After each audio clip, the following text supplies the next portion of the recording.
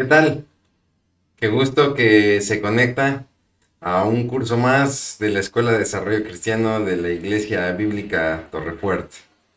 Es para nosotros un enorme placer el que usted, como miembro de la Iglesia de Cristo, pues tenga en su corazón el seguirse preparando, el seguir profundizando más en la palabra de Dios.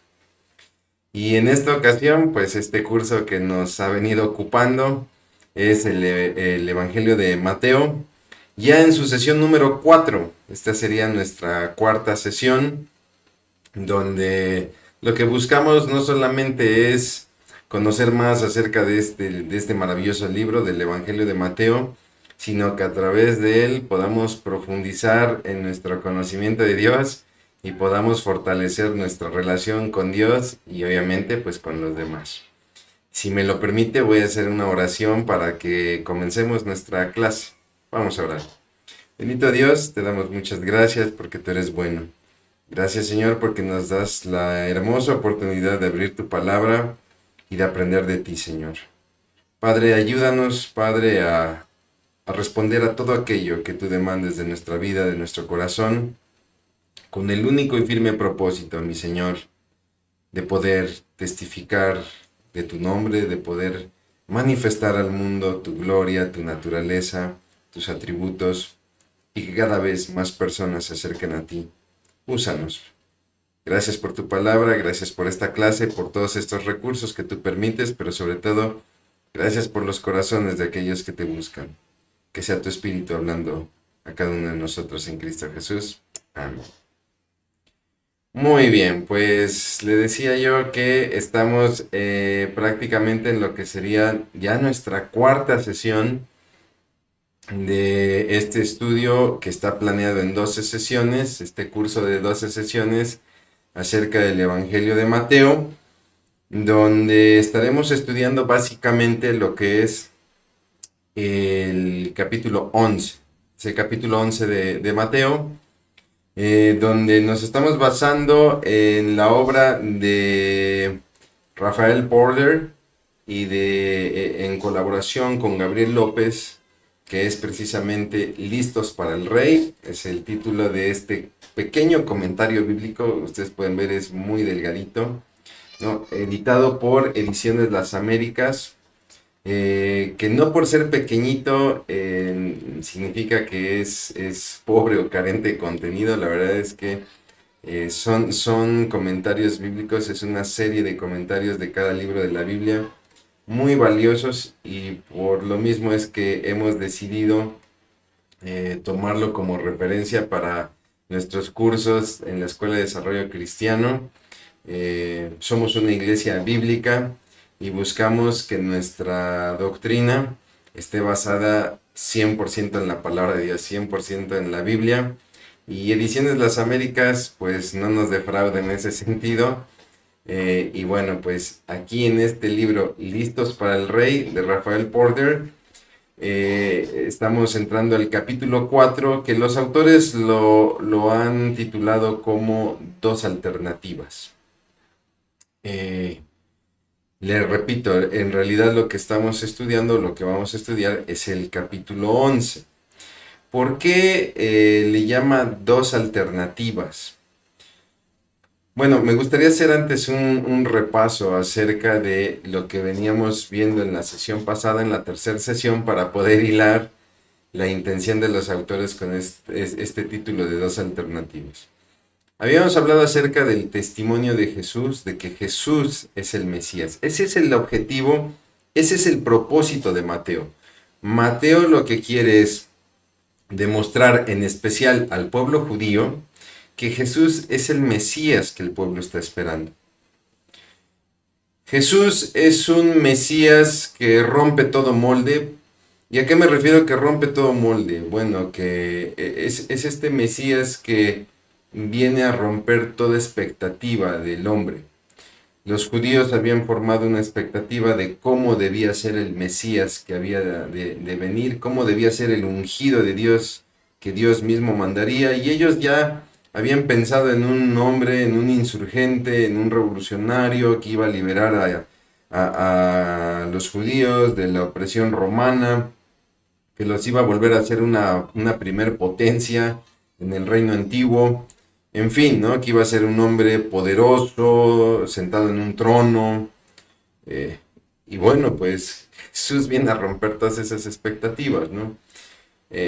Por lo mismo, mucha gente pues no lo acepta por el hecho de que no cumple sus expectativas, ¿no? Y al no cumplir sus expectativas, entonces Mateo se ve en la necesidad de demostrar, mira, no es el que tú esperabas, no es el Mesías que tú esperabas, no es el ungido como tú lo esperabas, pero es el ungido. Es el Mesías porque cubre todo esto, ¿no? En las primeras sesiones hablamos acerca, por ejemplo, de cómo se demuestra a través de la genealogía, que es con lo que abre el Evangelio, cómo se demuestra que Jesús es el Mesías, es del linaje real, ¿no? Fuimos hablando acerca de algunos testigos, como pueden ser los propios discípulos, como pueden ser las ciudades donde nuestro Señor Jesucristo estuvo, como el mismo Satanás, ¿no? Llevándole tentación al desierto. Todos ellos manifiestan testimonio de que Jesús es el Mesías, ¿no? Y entonces la sesión pasada, la tercera sesión, hablamos acerca del poder de Jesús, ¿no? El poder que también es un testimonio de que Jesús es el Mesías. Y hablamos de poder sobre la enfermedad, cómo Jesús sanó a enfermos. Hablamos del poder sobre la naturaleza, cómo Jesús, este famoso pasaje de la barca que le puse aquí en la ilustración, ¿no? Cómo Jesús reprende, regaña al viento y al mar y estos se quedan quietecitos, ¿no? Dice la palabra que se crea una bonanza, ¿no? Poder sobre demonios, vemos a un Jesús liberando a personas oprimidas por demonios, un poder para perdonar pecados, este pasaje del paralítico, donde lo primero que dice Jesús, la primera declaración que hace Jesús sobre este paralítico, y que lo hará con muchas personas, es, tus pecados te son perdonados, ¿no? Las personas llegaban con una expectativa, yo quiero que me sanes. Y ellos en esa expectativa esperaban la respuesta, serás sanado o ya eres sano. Sin embargo, Jesús da otra respuesta, ¿no?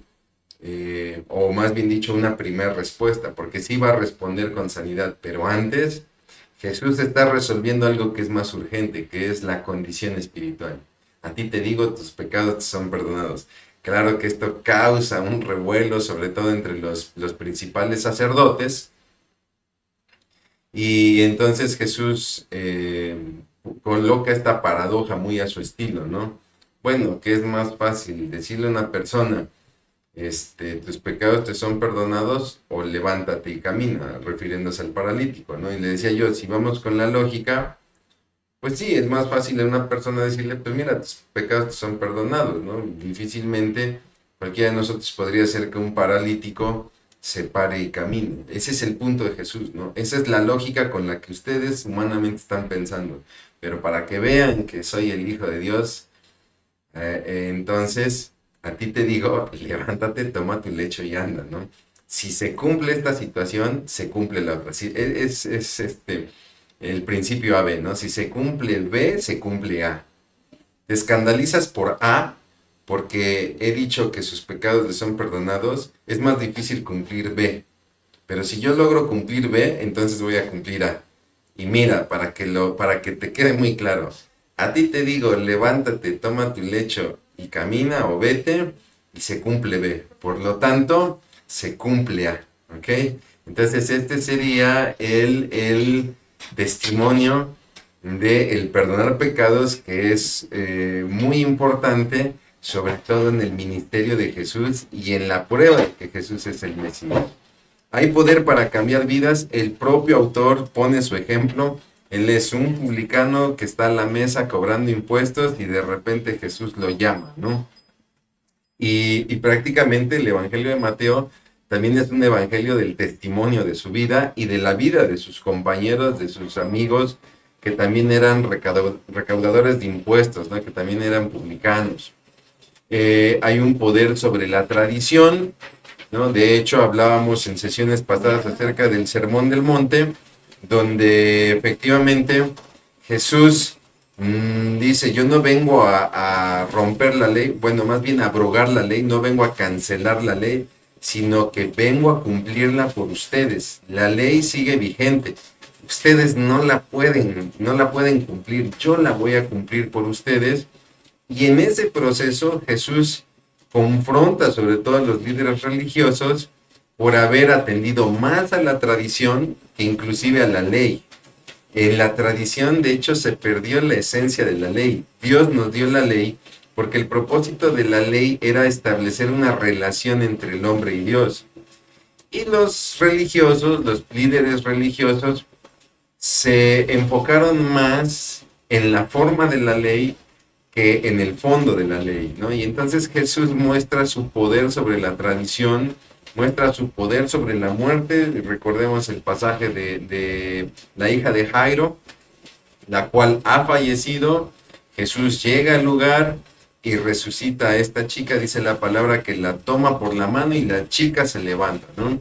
Él afirma que no ha muerto, que duerme, cuando pues la reacción que causa es una burla de parte de los que están presentes, porque era evidente que la niña había fallecido, ¿no? Sin embargo, no podemos pensar o caminar en el cristianismo con la lógica humana. Tenemos que aprender a caminar con la lógica de Dios, ver las cosas como Dios las ve.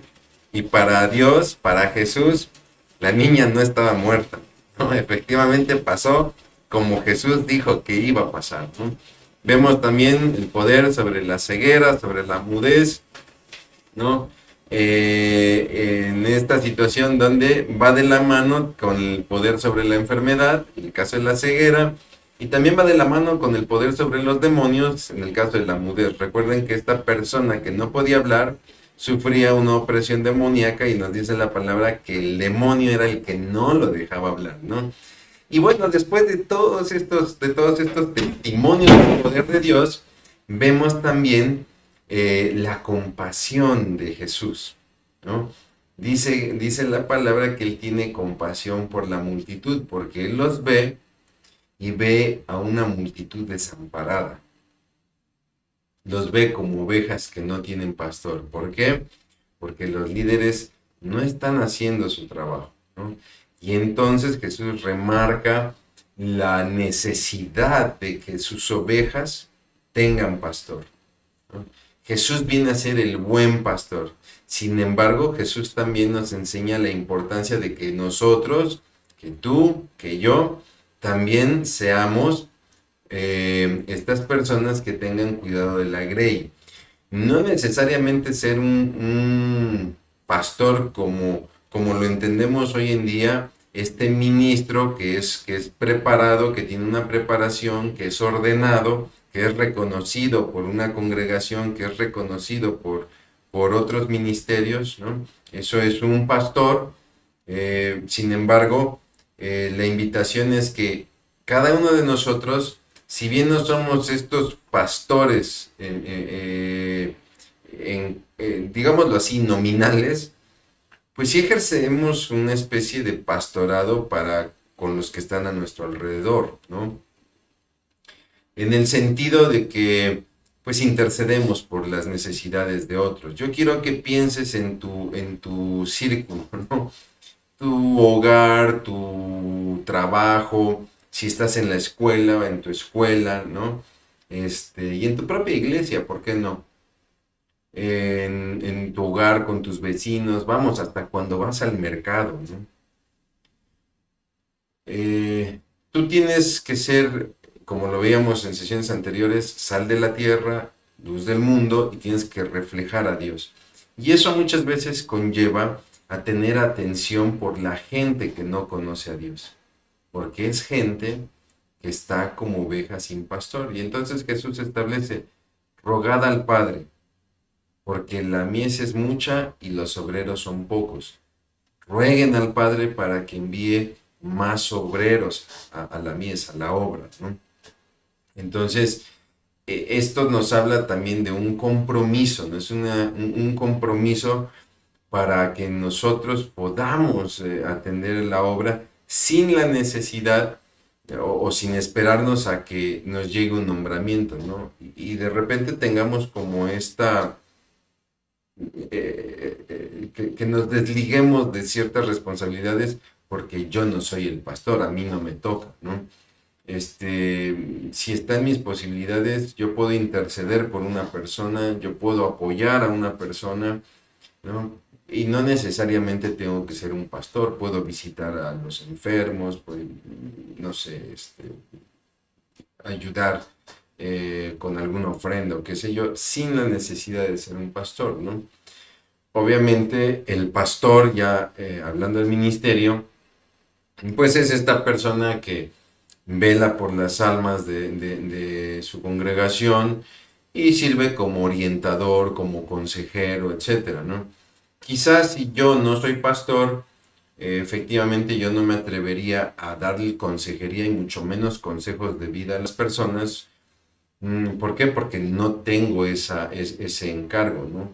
Pero sí puedo ayudar en el sentido de cuidar de las ovejas, ¿no? Apoyándoles en oración, etcétera, ¿no? Es simplemente por el amor al prójimo. Jesús lo establecerá muy bien en su epístola del buen samaritano, perdón, en su parábola del buen samaritano. Ya estoy inventando aquí libros de la Biblia, perdón. De ahí viene la exigencia de los seguidores, ¿no? Donde nos pone el ejemplo, veíamos de un maestro de la ley, un escriba, que quiere seguir a Jesús y también uno de sus propios discípulos que le pide primero ir a enterrar a su padre, lo habíamos comentado la sesión pasada, y entonces Jesús establece el alto estándar para ser un seguidor, ¿no? Para ser un seguidor de Jesús. Hoy, creo yo, mucha gente, le quiero poner esta ilustración, es como cuando de repente sucede un percance en la vía pública y de repente se acercan muchas personas a ver el percance, ¿no? Digamos que algo que es muy común en la ciudad, por ejemplo aquí en la ciudad de Puebla, en México, es que atropellan mucho a los motociclistas, ¿no? Entonces, si de repente hay un motociclista atropellado, en cuestión de minutos se agolpa la gente, ¿no? Y la gente está observando, pero realmente nadie ayuda, ¿no? Algunos apoyan llamando a los cuerpos de emergencia, pero no más. Pero muchos de ellos simplemente están mirando, ¿no? Y a veces creo que eso solemos hacer en el cristianismo. Llegamos al servicio, nos sentamos, escuchamos la predicación y no pasamos de eso, ¿no? No pasamos de ser unos simples observadores. Y el problema es que pensamos que por el hecho de haber asistido al culto, somos discípulos, somos seguidores. Y aquí Jesús establece el estándar del discípulo, del seguidor, ¿no?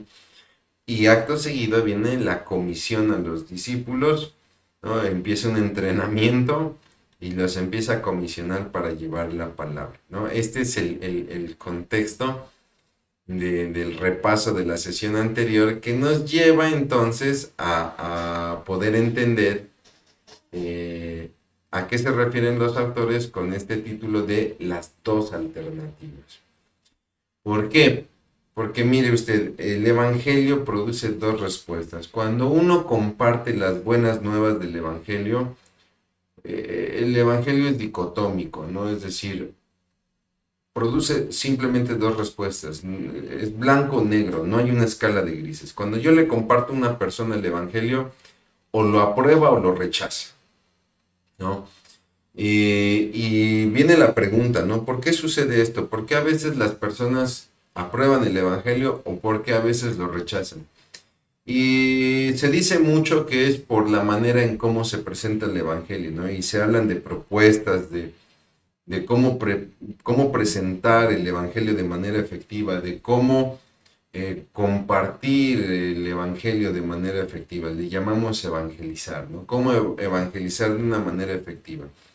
Nosotros aquí como Escuela de Desarrollo Cristiano tenemos de hecho un curso denominado así, ¿no? Estrategias básicas de evangelización. Sin embargo, somos los primeros que estamos conscientes que el éxito, si pudiéramos llamar así, del Evangelio, no está en las estrategias o en las maneras de presentar el mensaje. Creo yo que tiene un papel importante porque si yo presento un mal mensaje, pues obviamente voy a tener una mala respuesta, ¿no? Si yo presento un evangelio de condenación, donde presiona a la gente diciéndole que si no se arrepiente, sufrirá la ira del juicio eterno, pues podría ser que la gente lo acepte, pero aceptará un evangelio por miedo, que no es correcto. Lo más común es que la gente lo rechace, porque a quién le gusta que lo estén condenando. Y ahí tenemos que ser muy sabios. Pero fíjese, si yo presento el evangelio de la mejor manera, donde yo presento la necesidad del hombre, de hecho, empiezo con la condición original, ¿no? El hombre falló, vive separado de Dios. Pero yo tengo que hacerle ver a la gente la necesidad que existe de reconciliar al hombre con Dios. Y no solamente al hombre como humanidad, lo personalizamos. A ti, tú tienes necesidad de reconciliarte con Dios, como yo tuve esa necesidad, ¿no? Cuando nosotros tratamos de presentar este mensaje, este evangelio, ¿no? De una manera sana y centrada, sin falsas promesas, mira, conviértete a Jesús o ven a la iglesia y tus problemas se acabarán. Ese no es el propósito del evangelio, ¿no? Si una persona está enferma, no le puedo decir, mira, si en este momento aceptas a Jesús, tú vas a ser sano. No, no funciona así, ¿no? El propósito del evangelio no es sanar a las personas. El propósito del evangelio, como lo veíamos hace un momento, lo mencionábamos, como lo vimos la sesión pasada, es atender una urgencia primera, que es la situación espiritual de la persona. Y antes que tu enfermedad está tu eternidad, ¿no? Y eso es lo que tenemos que presentar a las personas. Tú necesitas reconciliarte con Dios porque necesitas resolver la situación de tu eternidad. Porque cuando nosotros resolvemos la situación de la eternidad, nos será, no sé si decirlo más fácil, ¿no? Pero creo yo, en nuestro corazón, sí será, digámoslo así, pues no sé, más lógico el poder resolver otras cosas, ¿no? Tú te das cuenta que tu enfermedad es nada respecto a tu eternidad, ¿no? Y entonces, cuando tú te reconcilias con Dios, tú resuelves tu eternidad, te das cuenta que la enfermedad es un factor más, ¿no? Que muchas veces Dios resuelve, ¿no? Es cierto, muchas veces las personas reciben el Evangelio y son sanadas, reciben el Evangelio y logran salir de sus deudas, reciben el Evangelio y logran ser liberados de un vicio, reciben el Evangelio y logran restaurar su situación familiar. Pero ojo, ese no es el propósito del Evangelio. El propósito del Evangelio es restaurar la eternidad de la persona. Yo presento esto, ¿no? Aún así, las personas lo pueden rechazar. No estoy presentando un evangelio con el cual trato de causar miedo en la gente, mandándolos al infierno. No estoy presentando un evangelio donde estoy tratando de torcer el brazo de las personas. No estoy presentando este evangelio teatral, dramático, donde lloro y muevo las emociones y la espectacularidad, ¿no? Para que la gente tome una decisión más por la emoción que por el significado. Aún así yo puedo tener rechazo.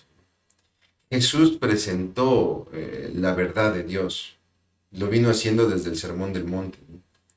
Y aún así va a tener rechazo. No solamente eso, Jesús lo va a hacer con fuertes evidencias, con evidencias poderosas, como lo vimos, ¿no? La demostración de su poder sobre la enfermedad, sobre los demonios, etc. Y aún así, gente lo rechazó. Entonces, cuidado, no es tanto en la manera de cómo presentamos el mensaje. De lo cual aquí nosotros podemos pues sacar estas conclusiones, ¿no? Es decir, el Evangelio demanda una respuesta. Piensa en tu persona. Cuando a ti se te compartió el Evangelio, tú tenías que dar una respuesta. Quizá la persona te compartió y quizá la misma persona te dijo, mira, no me contestes en este momento. Llévalo en tu corazón. Pero tarde o temprano tú tenías que dar una respuesta. No a la persona que te compartió el Evangelio, sino a Dios mismo. Y tu respuesta, ya sea aprobación o rechazo del Evangelio, está en la disposición de tu corazón, no en si se te presentó de manera correcta el mensaje. Entonces esto es muy importante porque de aquí vamos a partir para el estudio que haremos hoy del capítulo 11 de Mateo, ¿no? De ahí que los autores proponen este nombre de las dos alternativas. Es que frente al Evangelio solamente puede haber dos respuestas. Sí, recuerdo que la primera vez que a mí me compartieron el Evangelio, escuché acerca del plan de Dios y todo, y este amigo que me compartió el Evangelio me invitó a aceptar a Jesús en mi corazón, y recuerdo muy bien mi respuesta fue, es que creo que no estoy preparado. Traté de buscar una escala de grises entre blanco y negro, ¿no? No dije que sí, tampoco dije que no. Quise buscar un punto intermedio, ¿no? La persona fue muy respetuosa, me dijo que iba a orar por mí, etcétera, ¿no? Y fue algo que quedó en mi mente y en mi corazón, ¿no? Y que después Dios trabajaría. Pero siendo sinceros, en ese momento, en realidad mi respuesta fue un no. Y estas son las dos alternativas que proponen estos autores, ¿no? Tanto Rafael Porter como Gabriel López. Ante el Evangelio solamente hay dos respuestas, sí o no. Posteriormente, cuando yo comencé a leer la palabra de Dios, entendí a mayor profundidad mi necesidad de Dios, mi realidad como hombre, mi realidad como Alejandro Luna, y la seria necesidad que tenía de Dios. Y entonces, ahora sí tenía que dar una respuesta. Ahora sí no tenía excusa, ahora sí no era de que no me siento preparado, necesito tiempo. No, ya estaba la realidad puesta sobre la mesa. Y era decir sí o decir no. Yo le invito a que usted recuerde el día en que a usted se le presentó el Evangelio y no me dejará mentir. La situación pudo haber sido similar. Quizá en ese momento lo postergó, pero tarde o temprano usted tuvo que decidir entre sí o no.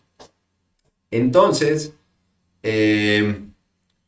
abrimos el capítulo 11, en los primeros 6 versículos, donde nos narra el Evangelio que los discípulos de Juan el Bautista, Juan el Bautista ha sido encarcelado y él envía a sus discípulos a preguntar a Jesús, ¿eres tú el que había de venir o hemos de esperar a otro? Esa es una duda de Juan. Y ojo, no estamos hablando de una duda de fe, no es de que Juan no tuviera fe. Juan estaba maravillado con la obra de Jesús. Sin embargo, bueno, recordemos que de hecho Juan había bautizado a Jesús y Juan reconoce la superioridad de Jesús. Yo soy el que tengo que ser bautizado por ti y tú vienes a mí. Entonces, Juan entendía muy bien quién era Jesús. Él está presente cuando en ese momento en el bautismo, Dios desde los cielos dice, este es mi Hijo amado en el cual tengo contentamiento.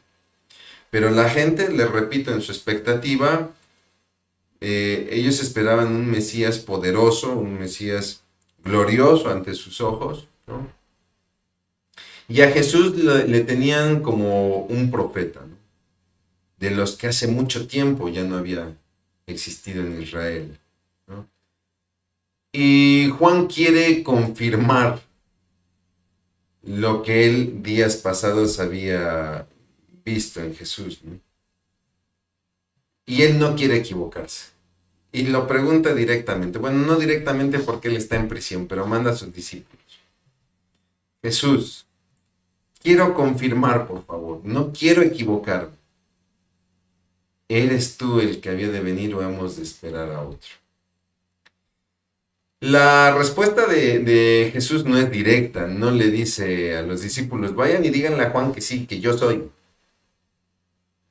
Jesús responde, pues vayan a Juan y compártanle lo que han visto y lo que han escuchado. Y Jesús empieza a enumerar, ¿eh? Habla acerca de que le ha dado vista a los ciegos, que le ha dado el volver a escuchar a los sordos, que ha liberado a los oprimidos, ¿no? Que ha llevado las buenas nuevas a los pobres, etc. Es decir, que atiendan las evidencias. Muchas veces en nuestra vida pasamos por situaciones difíciles y buscamos a Dios porque queremos respuestas concretas. Y muchas veces Dios trae la respuesta concreta, pero muchas veces Dios nos va a responder como Jesús. Atiende a las circunstancias, atiende más bien no a las circunstancias, sino a las obras de Dios sobre las circunstancias. ¿Por qué? Porque de esa manera también nuestra fe es probada. Qué fácil hubiera sido si los discípulos hubiesen llegado con Juan y le hubiesen dicho, dice el Señor que sí, que Él es. Pero trate de ponerse en los zapatos de Juan, regresan los discípulos, ¿no? Esto no lo narra la Biblia, pero seguramente regresaron los discípulos. Dice Jesús que atiendas a sus obras. Y mira, nosotros de hecho lo vimos, efectivamente estaba sanando personas, devolvió vista a los ciegos, resucitó a los muertos, etcétera, ¿no? Y esto demandaría en Juan fe. Ok, si yo atiendo a las evidencias, Jesús es el Hijo de Dios. Y por otro lado, Jesús no solamente él pudo haber respondido, sí, yo soy el Hijo de Dios. Esto pudo haber quedado en palabras. Jesús responde con hechos, con acciones, con obras. Entonces, ante la verdad de Jesús, ante la verdad del Hijo de Dios, la evidencia es suficiente. Tenemos que tener cuidado de no tratar de cumplir nuestra expectativa. ¿Recuerda usted a los fariseos? Si en verdad eres el Hijo de Dios, danos una señal. Noten la diferencia de pregunta. Juan pide una confirmación. Yo creo en ti, pero por favor resuélveme esto. ¿Eres tú o hemos de esperar a otro? Nada más quiero que me resuelvas esto, porque yo creo en ti. La pregunta de los fariseos es diferente, ¿no? Si en verdad eres el que dice ser, a ver, demuéstralo. Es muy diferente, ¿no? Danos una señal. No sé si esperaban que bajara fuego del cielo o que abriera el mar o no lo sé. Pero están demandando una expectativa. Y Jesús no viene a cumplir expectativas. Él es el Hijo de Dios, Él es soberano. Más bien nos vino a demostrar cuál es su expectativa. Y nosotros somos quienes tenemos que acoplarnos a esa expectativa. En este pasaje Jesús da una respuesta muy interesante a los discípulos de Juan, ¿no? Les dice, díganle a Juan todo lo que han visto, todo lo que han escuchado, da la lista de todas estas obras y al final dice, bienaventurado el que no tropieza por mi causa. Entonces, recuerden que bienaventurado significa doblemente bendecido, ¿no?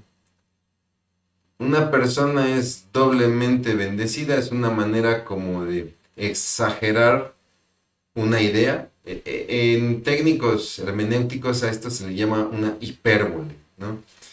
Es muy parecido a lo que hacemos nosotros en el día a día cuando exageramos una idea, ¿no? Vengo muy cansado. ¿Por qué vienes tan cansado? Es que caminé como 10,000 kilómetros. Bueno, no caminaste 10,000 kilómetros, ¿no? Simplemente es una exageración para que para denotar una idea, ¿no? Esto en la Biblia se llama hipérbole. Entonces es doblemente bienaventurado, es como una manera de exaltar la bendición, es doblemente bendecido aquel que no tropieza por causa de Jesús. ¿A qué se refiere esto? Aquel que Jesús no le es escándalo, aquel que no duda en Jesús.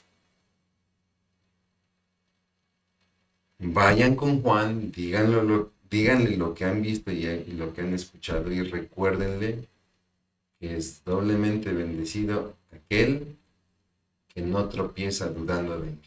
¿No? Es maravilloso, maravilloso el pasaje. Entonces, Jesús ahora le habla a la gente de Juan el Bautista, ¿no? Y empieza a explicar el ministerio de Juan. Y lo hace a través de un recurso muy interesante, muy usado por parte de nuestro Señor Jesucristo, que es la pregunta retórica. Una pregunta retórica es la pregunta que solemos hacer donde la respuesta es evidente, ¿no? Sin embargo, hacemos la pregunta porque queremos llevar a las personas a algo. Y Jesús lo va a emplear mucho, ¿no?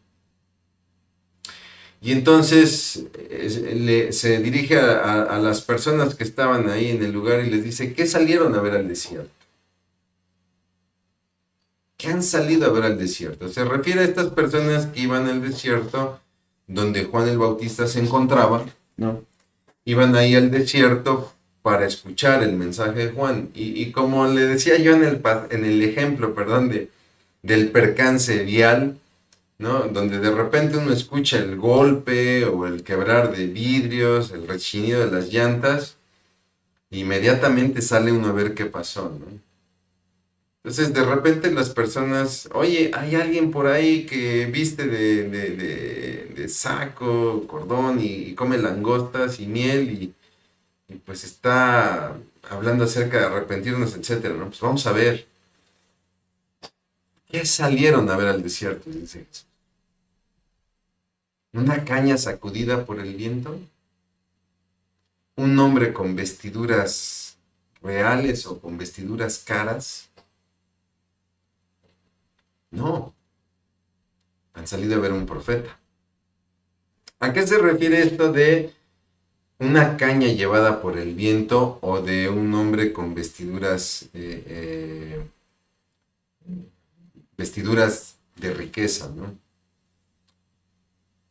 Bueno, está diciendo Jesús, no han salido a ver a una persona que busca la fama, la popularidad. A eso se refiere la caña sacudida por el viento, ¿no? Una caña que va a donde el viento la lleva. Y muchas personas obran simplemente por deleitar a las masas y se mueven a donde la masa se mueve. Esto creo yo está muy bien ilustrado hoy en día con las redes sociales, donde muchas personas están dispuestas a hacer lo que sea que le demande toda la comunidad en la red social. Y si no, dése usted una vuelta en TikTok y verá que no quedará decepcionado de lo que le estoy diciendo, ¿no? Donde hay personas que pueden hacer cualquier aberración con tal de darle gusto a las masas. Juan el Bautista no es uno de ellos. Juan el Bautista no es una persona extravagante, con vestiduras reales o vestiduras caras, ¿no? De hecho, dice el Señor Jesucristo, ellos están en sus palacios, no en el desierto. O sea, no es el caso de Juan el Bautista. ¿Qué salieron a ver? ¿Un profeta?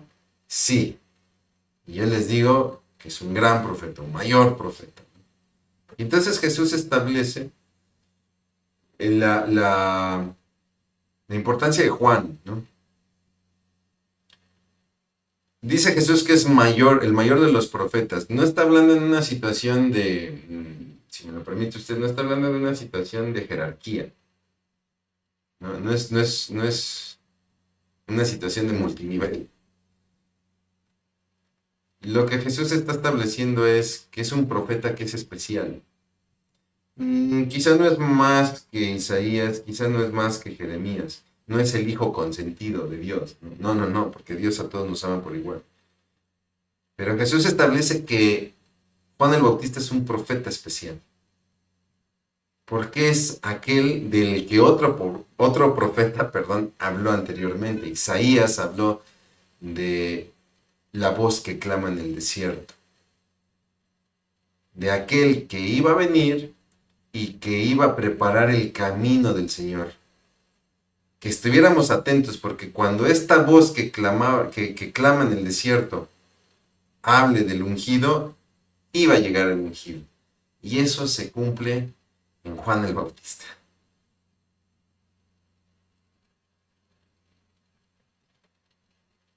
Y me gusta mucho cómo Jesús trabaja rompiendo las expectativas de las jerarquías, porque les dice, Él es el mayor de los profetas, les repito, porque Él es el que preparó el camino del ungido, Él es esta voz que clama en el desierto. Sin embargo, el menor en el reino de los cielos es mayor que Juan. Es decir, es mucho más importante en esta vida entrar al reino de los cielos que lograr algún puesto, lograr algún cargo. Qué bueno que Juan es un gran profeta, como hubo muchos otros, Daniel, Jeremías, Ezequiel, Isaías, Oseas. Cierto, grandes profetas. Pero la vida no consiste en ser gran profeta, la vida no consiste en ser gerente, en ser jefe, jefe divisional, qué sé yo. Qué bueno si lo tienes, eso es muy bueno, pero ese no es el propósito de la vida. El propósito de la vida es entrar al reino. Y veíamos, si no me equivoco, en la segunda sesión, las características para entrar al reino. Pero algo que hace especial a Juan es que este es el último profeta que hablará profecías mesiánicas. Muchos dicen que Juan el Bautista fue el último profeta. Cuidado con eso. No, no fue el último profeta, porque si revisamos el libro de los Hechos, se narra la participación de profetas. De hecho, un profeta se acerca con Pablo cuando él regresa a Jerusalén, pese a que muchos de sus colaboradores le decían a Pablo, no vayas a Jerusalén, te quieren matar. Él va a Jerusalén y un profeta se ata y le profetiza a Pablo que va a ser preso, ¿no? Es decir, se sigue ejerciendo la profecía todavía. Juan el Bautista ya había fallecido para ese entonces él no fue el último profeta, pero sí hay algo significativo en Juan el Bautista. Es el último profeta mesiánico. Después de él ya no habrá profecías mesiánicas. ¿Por qué? Porque ya el Mesías estaba entre nosotros. En ese entonces ya el Mesías estaba entre nosotros. Y eso le da a Juan pues una característica muy especial. Y entonces, le repito, Jesús confronta a los líderes, ¿no? A los religiosos y a toda la multitud que estaban ahí de mirones que han salido a ver al desierto. Y entonces Jesús emplea otro recurso hermenéutico. Hemos visto hay recursos hermenéuticos, ¿no? Le mencionaba yo, por ejemplo, la pregunta retórica que encontramos mucho en la Biblia. Bueno, existe otro recurso hermenéutico. Hermenéutica es la interpretación de textos, ¿no? En este caso, una hermenéutica bíblica es la interpretación de textos bíblicos. Y una de las figuras del lenguaje que emplea mucho la palabra de Dios, la Biblia, es el símil. El símil es cuando yo comparo un concepto con otro para ilustrarlo, ¿no? Jesús lo empleó mucho, sobre todo cuando hablaba del reino de los cielos, ¿no? El reino de los cielos es semejante a, y hace una similitud, hace un símil, ¿no? El reino de los cielos es semejante como un hombre que salió a sembrar. El reino de los cielos es semejante como una mujer que perdió una moneda. El reino de los cielos es semejante como al grano de mostaza, etc. Todos esos son símiles. Y entonces Jesús hace un símil con las personas que han salido a ver al desierto. Ustedes son como los muchachos en las plazas, dice la versión Reina Valera, ¿no? La Reina Valera 60. Son como los muchachos en las plazas que le cantan a sus compañeros. Pero cuando habla de muchachos se refiere a los niños, ¿no? ¿Por qué Jesús hace esta comparación? Porque Jesús los está confrontando y les está mostrando el rechazo que tienen en el corazón, tanto por Juan como por Jesús. Juan había sido apresado y sin embargo estas personas seguían saliendo al desierto. ¿Por qué? Porque ahora hay otra persona con popularidad, que es Jesús. Oye, por ahí anda uno que ha sanado a enfermos, ha liberado a endemoniados y hasta resucitó a la hija de un principal de la sinagoga, ¿no? Y entonces pues salían a ver, que han salido a ver al desierto. Porque ustedes son como los niños que cantan que cantan en las plazas con la flauta, ¿no? Invitando a que bailen y no bailaron, endechando y no lloraron, ¿no? Cuando uno lee este pasaje, como que de repente es difícil entenderlo, ¿no? Bueno, lo que pasa es que había una práctica donde los niños, a manera de juego, se reunían y empezaban a cantar una canción donde con su ritmo trataban de provocar la respuesta de las personas que escuchaban. Un poco parecido a lo que sucede en las fiestas, por ejemplo, ¿no? Cuando de repente ponen una canción, ¿no? Y la canción lleva como una cierta coreografía, ¿no? Y entonces la gente se para y va respondiendo a lo que hace una persona que funciona como monitor. Una persona empieza a mover el brazo o empieza a caminar hacia un lado, etcétera, y entonces la gente lo va siguiendo porque va respondiendo a la provocación de la persona, ¿no? Sé que muchos de ustedes están pensando en el caballo de rodeo y todas estas canciones, discúlpame, no me las sé muy bien, pero haga de cuenta que es algo similar, ¿no? Los niños se juntaban en la plaza, empezaban a cantar, y la gente tenía que responder ese canto. Y si los niños empezaban a endechar, la endecha es un canto de lamentación, entonces la gente tenía que empezar a endechar, a lamentarse o a llorar, ¿no? Y era como una especie de juego que hacían los niños, ¿no? Recuerdo mucho con mis hijas canciones como de soy una taza, una tetera, etcétera, ¿no? Donde la persona va cantando y va haciendo las formas y los demás que están siguiendo el canto tienen que hacer las formas. Era algo muy parecido, ¿no? Pero ¿por qué utiliza Jesús este símil? Porque les está diciendo, sobre todo a los líderes, ustedes son como esos niños que quieren establecer su voluntad y quieren someter a las personas a su voluntad. Ustedes establecen su ritualidad, su tradicionalidad o su tradición y quieren someter a la gente a esa tradición. Sin embargo, ni Juan ni Jesús van a seguir ese juego. Ellos no van como decimos en México, ¿no? No van a bailar al son que les toque. Y mire, Jesús y Juan tienen distintos ministerios. Lo van a llevar de maneras totalmente distintas. Y sin embargo, los dos son criticados. Y Jesús en ese momento los confronta, ¿no? De Juan, que no comía y no bebía, ustedes decían, demonio tiene. Y aquí el Hijo del Hombre, refiriéndose a Jesús, ¿no? Que come y bebe y lo tachan de comedor, en otras versiones dice de glotón, en México diríamos de tragón, lo tachan de tragón y bebedor, ¿no? Y que se junta aparte con pecadores. Entonces Jesús los está confrontando, ¿no? O sea, ustedes tratan de someter a la gente a su voluntad y a sus expectativas y todo el tiempo están juzgando. Hagan lo que hagan las personas, todo el tiempo están juzgando. Yo le invito a que con tiempo lea usted, por ejemplo, el capítulo 14 de Romanos. Pablo habla un poco también al respecto, ¿no? Donde la tesis del capítulo 14 de Romanos es el que come, come para el Señor, y el que no come, no come para el Señor. Y tanto el que come como el que no come son del Señor. Entonces tengamos mucho cuidado de evitar estos juicios o prejuicios. Y ante esta confrontación, Jesús culmina con una enseñanza muy, muy importante. Al final de cuentas, la sabiduría queda demostrada por su fruto, por sus resultados. Jesús lo dirá después a sus discípulos, ¿no? Por sus frutos los conocerán. Todo árbol se conoce por su fruto. Tú puedes llegar, pretender, etcétera, y tratar de imponer tu voluntad, justificándola con que eres muy sabio, eres muy importante, etcétera, ¿no? Al final, tus frutos hablarán de ti. Y es interesante la confrontación que hace Jesús en todo esto. Habla acerca de la condenación. Les dice, miren,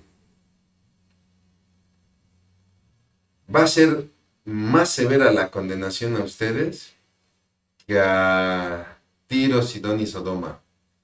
Jesús cita estas ciudades. Si uno revisa a los profetas, hay mucho más ciudades. Está Egipto, está, por ejemplo, Edom, ¿no? Son ciudades que también se les profetizó una condena. ¿Por qué estas ciudades en particular? Porque eran las ciudades más odiadas por los judíos, ¿no? Tiro y Sidón, que pues prácticamente son de la región de Samaria, ya se imaginará usted, para el corazón del judío, y la misma Sodoma, ¿no?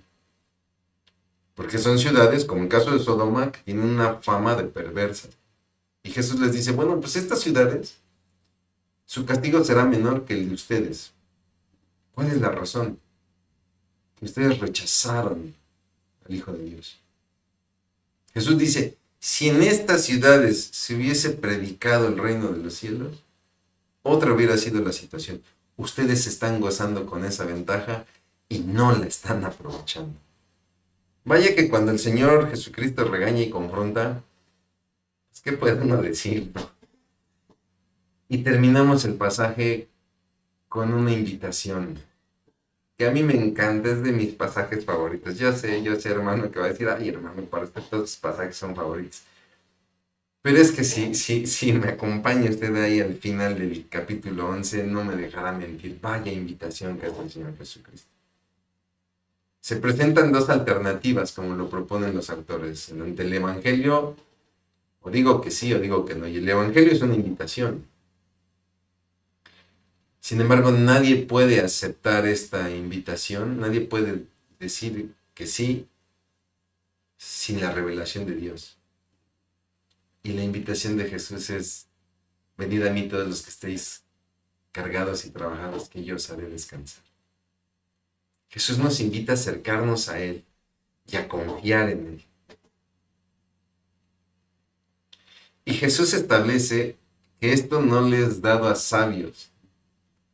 Porque mi hermano, mi hermana, la verdad de Cristo no es para poderosos, no es para sabios, no es para el que lucha, no es para el que conoce. La verdad de Cristo es para aquel que sabe que no la puede ganar. Para aquel que termina rendido. Para aquel que simplemente quiere descansar en Cristo.